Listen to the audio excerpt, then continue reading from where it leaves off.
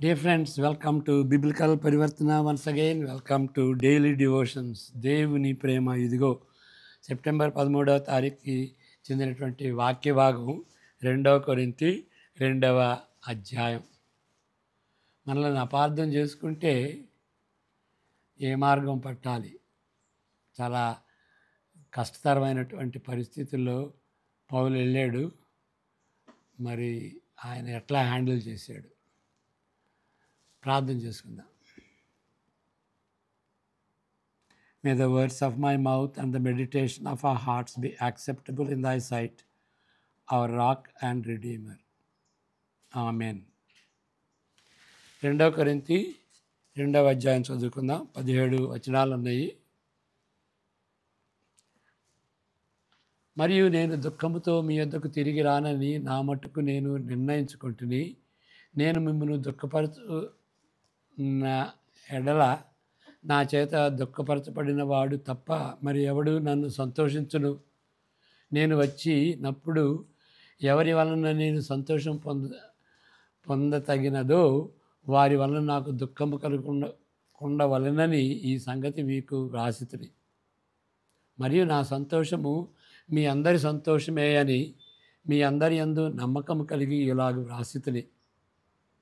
మీకు దుఃఖము కలుగవలనని కాదు, కానీ మీ ఎడల నాకు కలిగి ఉన్న అత్యధికమైన ప్రేమను మీరు తెలుసుకొనవలనని నిండు శ్రమతోనూ మనోవేదనతోనూ ఎంతో కన్నీరు విడుచుచు మీకు వ్రాసితిని. ఎవడైనాను దుఃఖము కలుగజేసి ఉండిన ఎడల నాకు మాత్రము కాదు, కొంత మట్టుకు మీకు అందరికీ దుఃఖము కలుగజేసి ఉన్నాడు. నేను విశేష భారము వాని మీద మోపగోరక ఈ మాట చెప్పుచున్నాను. అట్టి వానికి మీలో ఎక్కువ మంది వలన కలిగిన ఈ శిక్షయే చాలును. కనుక మీరిక వానిని శిక్షింపక క్షమించి ఆదరించుట మంచిది. లేని ఎడల ఒకవేళ వాడు అత్యధికమైన దుఃఖముతో మునిగిపోవును. కావున వాని ఎడల మీ ప్రేమను స్థిరపరచవలనని మిమ్మల్ని బతిమాలుకుంటున్నాను. మీరన్ని విషయముల యందు విధేయులై ఉన్నారేమో అని మీ యోగ్యత తెలుసుకున్నటకే కదా పూర్వము వ్రాసితిని. మీరు దేని గురించి అయినను ఎవరిని క్షమించుతున్నారో నేనును వానిని క్షమించుచున్నాను. నేనేమైనను క్షమించి ఉంటే సాతాను మనలను మోసపరచుకుంటున్నట్లు నీ నిమిత్తము క్రీస్తు సముఖమునందు క్షమించి ఉన్నాను. సాతాను తంత్రములను మనము ఎరుగని వారము కాము. క్రీస్తు సువార్త ప్రకటించుటకు నేను త్రోయకు వచ్చినప్పుడు ప్రభువునందు నాకు మంచి సమయము ప్రాప్తించి ఉండగా సహోదరుడైన తీతు నాకు కనబడినందున నా మనసులో నెమ్మది లేక వారి యొద్ద సెలవు తీసుకుని అక్కడ నుండి మాసిదోనియకు బయలుదేరితిని. మా ద్వారా ప్రతి స్థలమందును క్రీస్తుని గురించిన జ్ఞానము యొక్క సువాసనను కనుపరచుచు ఆయన యందు మమ్మును ఎల్లప్పుడూ విజయోత్సవంతో ఊరేగించుచున్న దేవునికి స్తోత్రం. రక్షింపబడి వారి పట్లను నశించి వారి పట్లను మేము దేవునికి క్రీస్తు సువాసన అయి ఉన్నాము. నశించు వారికి మరణార్థమైన మరణపు వాసనగాను, రక్షింపబడి వానికి జీవార్థమైన జీవపు వాసనగాను ఉన్నాం. కావున ఇటు సంగతులకు చాలిన వాడెవడు? మేము దేవుని వాక్యమును కలిపి చెరిపెడు అనేకుల వలె ఉండక నిష్కాపట్యము గల వారమును దేవుని వలన నియమింపబడిన వారమున ఉండి క్రీస్తునందు దేవుని ఎదుట బోధించుతున్నాము. ఇక్కడ అపోస్తుడైన పౌలు వ్రాసినటువంటి పత్రికలు 2 ఉన్నాయి కదా, కానీ 4 ఉన్నట్లుగా మనం గమనించుకోవచ్చు. మళ్ళా ఎన్నోసార్లు ఆయన కొన్నిసార్లు విజిట్ చేశాడు. అయితే 2 కొరింథీయుల్ని విజిట్ చేసినటువంటి సందర్భాలు మనకి కనిపించవు ఇక్కడ. ఇంకా ఇంకా వేరే ప్రశ్న ఏంటంటే, ఒకవేళ పోగొట్టుకున్నటువంటి ఆ 2 పత్రికలు ఇప్పుడు ఇప్పుడు మనకు కనిపిస్తే, మనకు దొరికితే వాటిని మనం బైబిల్‌లో ఇమిడ్చుకోవచ్చా అనేటువంటి ప్రశ్న. ఇమిడ్చుకోం. ఎందుకంటే దేవుడు కాపాడాడు. ఈ 66 గ్రంథాలను కాపాడాడు. అవి వా వాక్య భాగంగా మనకి వాక్య లేఖనాలుగా మనం ఎంచేటట్టుగా ఉన్నదన్నమాట. అపోస్తుడైన పౌలు యొక్క క్లిష్టమైన దర్శనాలు, ఓకే, పెయిన్ఫుల్ విజిట్ అని అంటారు ఇంగ్లీష్లో. ఆయన వ్రాసిన బాధాకరమైన పత్రికలు, ఓకే, బాధాకరమైన పత్రికలు రాశాడు అని చెప్తున్నాడు ఇక్కడ.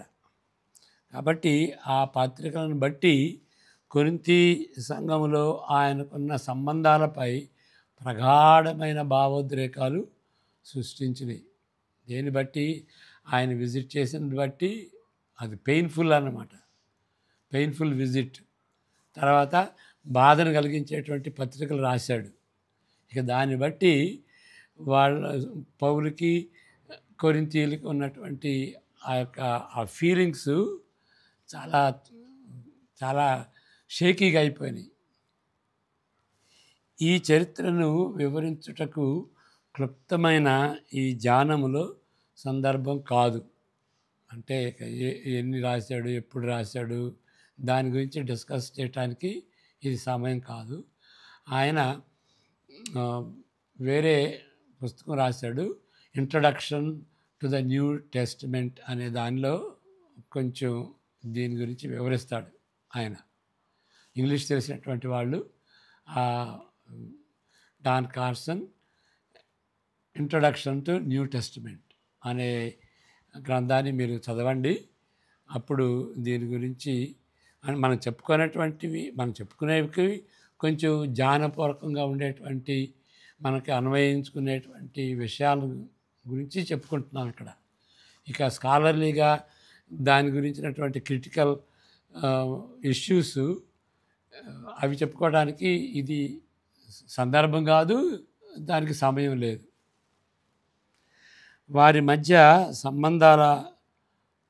సంబంధాలు మెరుగవుతున్నట్లుగా ఈ పత్రిక మొదటి అధ్యాయాలు వాటిని చదివితే మనకి స్పష్టమవుతుంది, కొంచెం మెరుగుపడుతున్నాయి అని. కానీ ఇంకా ఆ సంబంధాలు పచ్చిపుండు వలె ఉంటున్నవి. ఈ సందర్భంలో తన పరిచర్య తీరును గూర్చి, అనగా దానిలో ఇమిడి ఉన్న, ఆయన పరిచర్యలో ఇమిడి ఉన్న ఆ రూపకల్పన, లేక ఆయన తీసుకున్నటువంటి స్పెషల్ నిర్ణయాలు, విశిష్టమైన నిర్ణయాలు, వాటిని గురించి సుదీర్ఘంగా శ్రద్ధతో ఇక్కడ వివరిస్తున్నాడు. ఉదాహరణకు మొదటి అధ్యాయమును బట్టి, 2 కొరింథీ మొదటి అధ్యాయాన్ని బట్టి వాళ్ళు ఏమన్నా నిందమోపారంటే, ఆయనకు మతి స్థిమితం లేదు. పౌలుపై కొరింథీయులు ఆ విధంగా నిందమోపుతున్నారు. వారి యొద్దకు వస్తానని చెప్పి తన మనసు మార్చుకొని వారి దగ్గరికి వెళ్ళలేదు. తన ప్రయాణ ఏర్పాట్లను మార్చుకున్నానని ఒప్పుకున్నాడు ఆయన. అవును, నేను మార్చుకున్నాను, కానీ ఆ మార్చుకోవటాన్ని బట్టి మతి స్థిమితం లేనివాడు అని అనుకోవద్దు అని, అది రుజువు కాదు. అంటే రాకపోవటం మూలాన, వస్తానని రాకపోవటం మూలాన ఆయన మతి స్థిమితం లేనివాడు అని ఆ కన్క్లూజన్కి రాకూడదు అని ఇక్కడ నొక్కి చెప్తున్నాడు.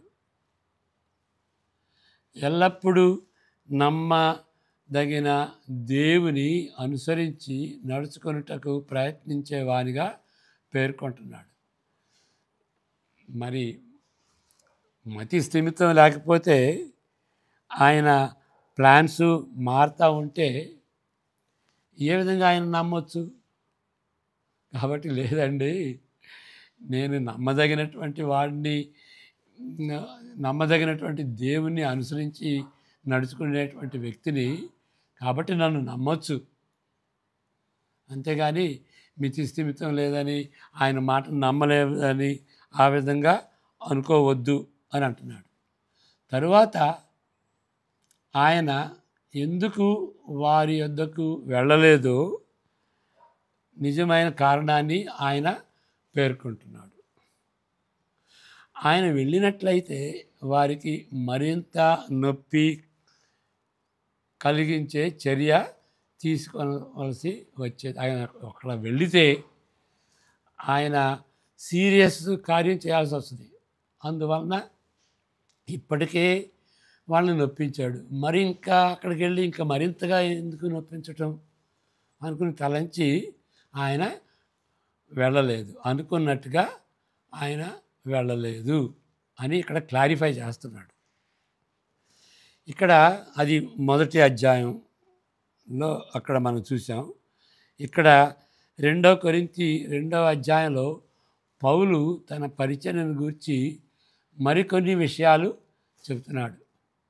వాటిల్లో రెండింటిపై కేంద్రీకరిద్దాం. ఆ విషయమైతే సమర్థించుకున్నాడు, ఎందుకు రాలేదు. కానీ ఆయన పరిచర్యను గురించి చెప్పినటువంటి విషయాల్లో రెండింటిని గురించి మనం కేంద్రీకరిద్దాం. రెండింటిపై కేంద్రీకరిద్దాం. మొదటిది, దేవుని గురించిన జ్ఞానము యొక్క సువాసనను వ్యాపింపజేసే పనిముట్టుగా తన పరిచర్య ఉంటుందని ఆయన అర్థం చేసుకుంటున్నాడు. ఆయన సువార్త సేవ చేయడానికి వెళ్ళినప్పుడు ఆయన ప్రవర్తన, ఆయన తీరంతా కూడాను సువాసనగా ఉండేటువంటిది అని ఆయన అనుకున్నాడు. వేరే విధంగా చెప్తే దేవుని దృష్టిలో ఆయనే సువాసనగా ఉంటున్నాడు. దేవుని దృష్టిలో ఆయన సువాసన, ఓకే, ప్లెజెంట్ ఫ్రాగ్రెన్స్. రక్షింపబడు వారి పట్లను, నశించు వారి పట్లను మేము దేవునికి క్రీస్తు సువాసన ఉన్నాము అని 15వ వచనం చెప్తున్నాడు. నశించు వారికి మరణార్థకరమైన మరణపు వాసనగాను, స్టింక్ అంటాం దాన్ని, రక్షింపబడి వారికి జీవార్థమైన జీవపు వాసనగాను ఉన్నాము అని 16వ వచనం చెప్తున్నాడు. అనగా ఆయన ప్రేక్షకులను బట్టి మారే వ్యక్తి కాదు. ఆయన సువాసన ఒకే రీతిగా ఉంటుంది. ఆయన వాసన అనొచ్చు, కానీ వాసన అంటే బాగుంటుందని సువాసన అన్నాం. ఆయన సువాసన అదే రీతిగా ఉంటుంది. నశించిపోయేటువంటి వాళ్ళకి ఒక విధంగా, రక్షింపబడినటువంటి వారికి వేరే విధంగా ఉండేటువంటి పరిచర్య కాదు. అదే సువార్తను ఆయన ప్రకటిస్తున్నాడు. మారింది కాదు. మీరు ఈయన మాట మారుతాడు అంటానికి ఈయన డిఫెండ్ చేసుకుంటున్నాడు. అదే సువాసన కలిగినటువంటి వారంగాను, అదే సువార్త ప్రకటించేటువంటి వారంగాను, అదే డిసిప్లిన్ శిక్షణ కలిగినటువంటి వారంగాను, అదే క్రీస్తుని ప్రకటిస్తున్నటువంటి వారం అయ్యా. మేము అప్పుడు ఒక వ్యక్తిని, తర్వాత మరి వ్యక్తిని గురించి చెప్పం. ఎప్పుడూ క్రీస్తుని గురించి చెప్తాం, ఎప్పుడూ సువార్తనే, అదే సువార్తను ప్రకటిస్తాం, అదే రీతిగా ప్రవర్తించాం మేము, అంతేగాని మారేటువంటి వాళ్ళం కాదు అని చెప్తున్నాడు. ఒకే విధంగా జీవిస్తున్నాం. సువాసన వెదజల్లుతున్నాడా లేక కంపును వెదజల్లుతున్నాడా అనేది తనలో జరిగే మార్పుపై కాదు. కానీ ఇంకా ఏంటి మరి, ఆయన ఒకళ్ళ దగ్గర పనిచేస్తున్నప్పుడు, సువాస సేవ చేస్తున్నప్పుడు సువాసన గాను, మరొక అంటే రక్షణ లేనటువంటి వాళ్ళ మధ్య పనిచేస్తున్నప్పుడు కంపుగా వెదజల్లుతున్నాడా అనేది తనని బట్టి కాదు, తనతో వ్యవహరించవలసిన వ్యక్తులపై ఆధారపడింది. ఎవరైతే ఆయన చూస్తున్నారో వాళ్ళ దృష్టిని బట్టి ఈయన ఈయన సువాసన లేకపోతే కంప అనేది మేము ఒకే విధంగా చేస్తామండి. వాళ్ళ వాళ్ళ తీరు, మా గురించి వాళ్ళు ఆలోచించినటువంటి తీరు ఆ విధంగా ఉన్నది. దీనిలో దాగి ఉన్న అర్థం ఏంటి అని అంటే, అపోస్తులకి వ్యతిరేకంగా ఉన్నటువంటి శత్రుత్వం ఎట్లా వచ్చింది? శత్రుత్వం అంటే ఆయన బట్టి కాదు, నూతన జన్మ యొక్క అనుభవం లేని హృదయం యొక్క శత్రుత్వం. వాళ్ళకి గట్టినటువంటి వాళ్ళు ఆ విధంగా చూస్తున్నారు. వాళ్ళలో మారు మనసు లేదు, వాళ్ళలో జీవం లేదు, దేవుడిచ్చేటువంటి జీవం లేదు, తిరిగి జన్మించలేదు. వాళ్ళు ఆ అనుభవం లేనటువంటి హృదయంతో ఆ విధంగా చూస్తున్నారు. కాబట్టి మేము వాళ్ళకి శత్రువులుగా ఉన్నాం అని అంటున్నాడు.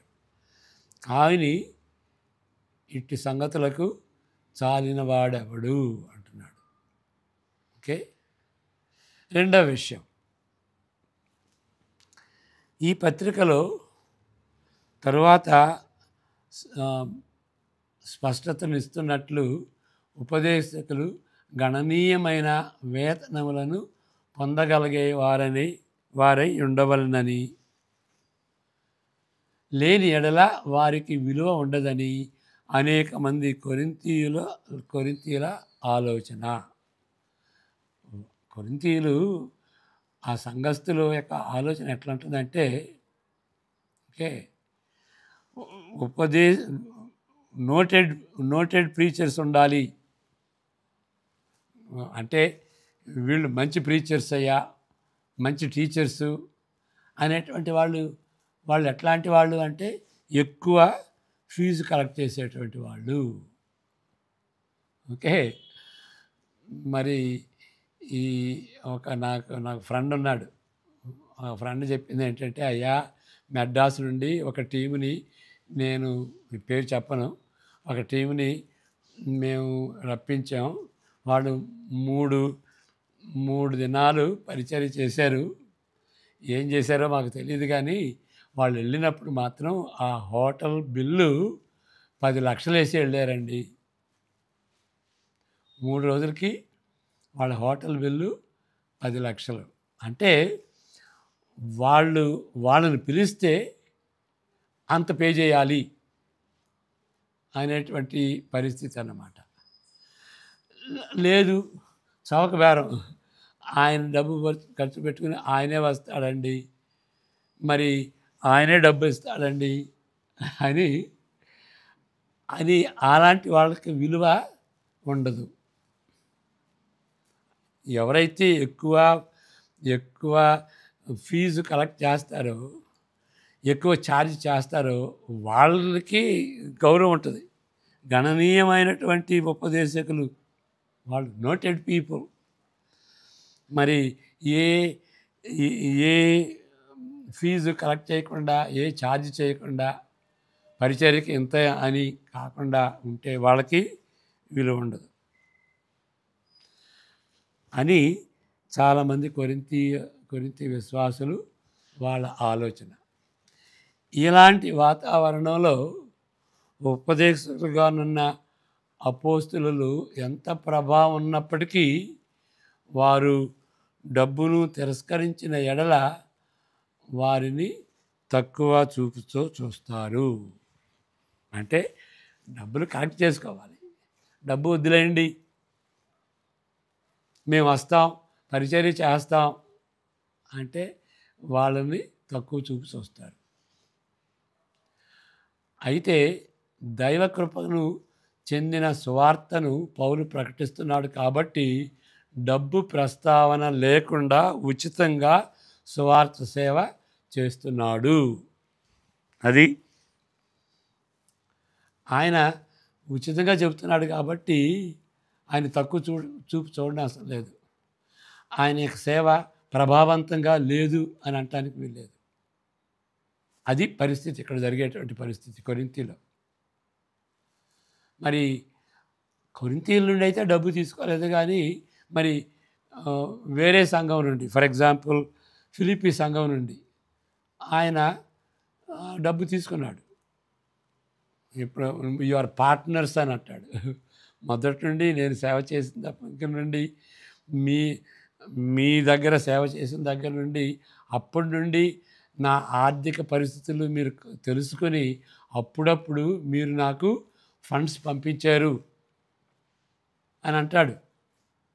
ఫిలిప్పీ పత్రిక ఆ సందర్భంలో రాసిన పత్రికే. థ్యాంక్ యూ అని అంటాడు. ఓకే, కాబట్టి వేరే సంఘం నుండి డబ్బు అయితే తీసుకున్నాడు, కానీ ఈ కొరింథీ సంఘం నుండి ఆయన తీసుకోలేదు. ఆయన డబ్బు తీసుకోలేదు కాబట్టి ఆయన్ని తక్కువ చేయకూడదు, కానీ వాళ్ళు ఆయన్ని తక్కువ చూపు చూస్తున్నారు. ఎందుకంటే ఆయన ఛార్జ్ చేయలేదు కాబట్టి. విశాల దృష్టిలో చూస్తే తన స్వలాభం కొరకు దేవుని వాక్యాన్ని మలుచుకునే వ్యక్తి అనే సాక్ష్యము పొందక దేవుని వలన నియమింపబడిన వాడని అనిపించుకొనవలనని పౌలు ఆశిస్తుంటున్నాడు. డబ్బుతో ప్రస్తావన లేదండి. అది 17వ వచనం మరలా చదువుకుందాం.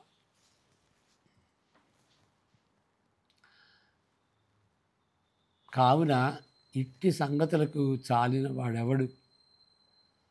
మేము దేవుని వాక్యమును కలిపి చెరిపెడు అనేకుల వలె ఉండక నిష్కాపట్యము గల వారమును దేవుని వలన నియమింపబడిన వారమునై ఉండి క్రీస్తునందు దేవుని ఎదుట బోధించుచున్నాము. అది ఏంటి? వాక్యాన్ని ట్విస్ట్ చేసేటువంటి వాడు కాదు. అలాంటి సాక్ష్యం కలగాలని, దేవుని వలన నింపబడినటువంటి వాడని నిరూపించుకోవాలని ఆయన ఆశించి పరిచర్య చేశాడు. అంతేకాని డబ్బుతో పని లేకుండా ఉచితంగా దేవుడు సువార్తను ఇచ్చాడు, నేను ఉచితంగానే చెబుతాను అని చేశాడు. కానీ ఫండ్స్ని, డబ్బుని దృష్టిలో పెట్టుకుని ఆయన సేవ చేయలేదు. కాబట్టి ఆ విధంగా మనం పరిచర్య ఉండాలి. మరి పౌలుని ఏ విధంగా అపార్థం చేసుకుంటారో మనలను కూడా న్యాయంగా, యథార్థంగా పనిచేసేటువంటి వారిని అపార్థం చేసుకుంటారు. అప్పుడు ఏ మార్గం పట్టాలో మరి అపోస్తలుడైన పౌలు మనకు మాదిరిగా ఉంటున్నాడు. ఏంటి, ఏ మాదిరి పట్టాలి అని అంటే, దేవుని వలన నియమింపబడినటువంటి వారని అనిపించుకోవటం, అలాంటి సాక్ష్యం కలిగినటువంటి వాడుగా పరిచర్య చేయాలని, జీవించాలని ఆశించేటువంటి వాడు.